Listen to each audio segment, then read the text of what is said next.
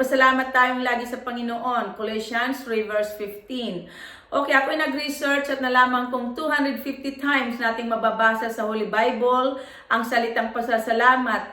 At maraming beses din nating mababasa sa Holy Bible ang salitang pagpupuri sa Panginoon. So ang Holy Bible ay puno ng pasasalamat at pagpupuri sa Panginoon, lalo na sa aklat ng mga awit. Sinasabi sa atin sa Holy Bible na magpasalamat tayong lagi sa Panginoon. Magpasalamat tayo paggising sa umaga, magpasalamat tayo sa buong maghapon at bago matulog sa gabi. So yan ang ibig sabihin na magpasalamat tayong lagi sa Panginoon. Ang pagpapasalamat sa Diyos ay para itong katulad sa hininga, katulad ng ating hininga. Walang tigil ang ating hininga, ganun din naman, walang tigil tayong magpasalamat sa Diyos. Napakaraming bagay ang dapat nating ipagpasalamat sa Diyos. Magpasalamat tayong lagi sa Diyos sapagkat kung hindi dahil sa Kanya, wala tayo dito sa mundo. Sa aklat ng Genesis, malalaman natin doon ang paglalang ng Diyos sa buong universe. I think napakahalaga na binabasa natin ang aklat ng Genesis upang maalala natin ang ginawang paglalang ng Diyos sa tao kay Adan. Si Adan ang pinagmulan natin. Sinasabi sa aklat ng Genesis na nilalang ng Diyos ang tao, ngunit bago nilalang ng Diyos ang tao, nilalang muna ng Diyos ang araw at gabi. Nilalang muna ng Diyos ang daigdig upang may matirhan ang tao. Nilalang muna ng Diyos ang karagatan, ang araw, buwan at ang mga bituin sa kalangitan. Nilalang ng Diyos ang iba't ibang uri ng mga hayop, mababangis at maaamo. Nilalang ng Diyos ang iba't ibang uri ng mga isda sa karagatan at ang mga halaman at mga punong kahoy sa kabukiran. Ang lahat ng ito ay nilalang ng Diyos para sa tao, kaya't dapat nating ipagpasalamat sa Diyos ang lahat ng ito. Paggising natin sa umaga, ipagpasalamat natin ang araw na iyon. Sinasabi sa mga awit 118 verse 24 na kahanga-hanga ang araw na itong ang Diyos ang nagbigay. Tayo ay magalak at magdiwang.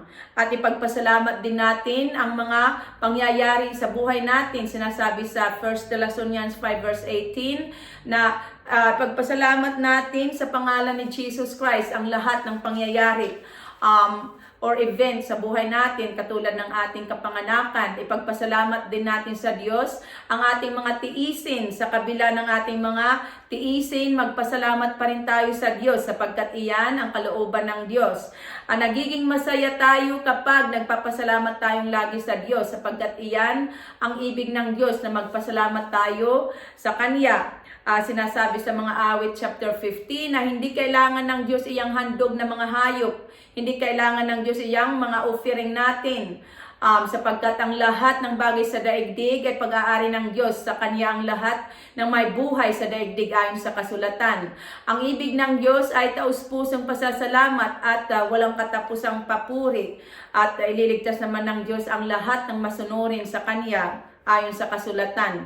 Kaya't habang buhay pa tayo, alalahanin natin ang Diyos, pasalamatan natin siya at papurihan. Kilalanin natin ang Diyos na lumalang sa atin bago tayo tumanda, bago lumabo ang ating mga mata at mawala ng pandinig, bago tayo pumanaw at bumalik sa alabok.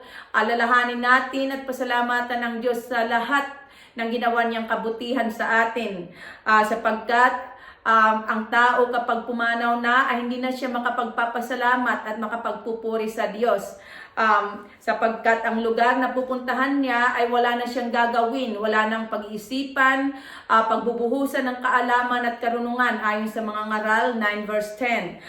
So dito lamang sa lupa, may pagkakataon tayong mag-aral at matuto tungkol sa Diyos na lumalang sa atin. Kapag di natin kinilala at sinunod ang kalooban ng Diyos dito sa lupa, hindi natin siya makikilala magpakailanman. And that's sad sapagkat once na pumanaw na ang tao, wala na siyang kaalaman or wisdom at wala na rin siyang magagawa pa ayon kay King Solomon. Ang taong hindi kumikilala sa Diyos at hindi sumusunod sa kanyang kalooban ay kahihiyan at kapahamakan ang sasapitin ayon sa kasulatan. Kaya't habang binibigyan pa tayo ng Diyos ng pagkakataon, mag-aral tayo ng Bible at sundin natin ang kanyang kalooban. Pasalamatan natin siya papurihan at bigyan ng karangalan sapagkat iyan ang dahilan kaya tayo nilalang ng Diyos. Ang Diyos ay karapat-dapat na mahalin, pasalamatan at papurihan sapagkat ang Diyos ay napakabuti, dakila ang kanyang pag-ibig at kahanga-hanga ang kanyang mga gawa. Sinasabi sa Biblia na tayong mga nananalig kay Jesus Christ ay mga hinirang o pinili ng Diyos. Itinalaga para sa Kanya at minamahal niya.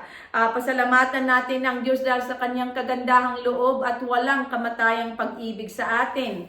Sinabi ni St. Paul na umawit tayo ng mga awiting espiritual na may pasasalamat sa Diyos. At anuman ang gagawin natin, maging sa gawa o sa salita, gawin nating lahat sa pangalan ni Jesus Christ. At sa pamamagitan niya ay magpasalamat tayo sa Diyos Ama.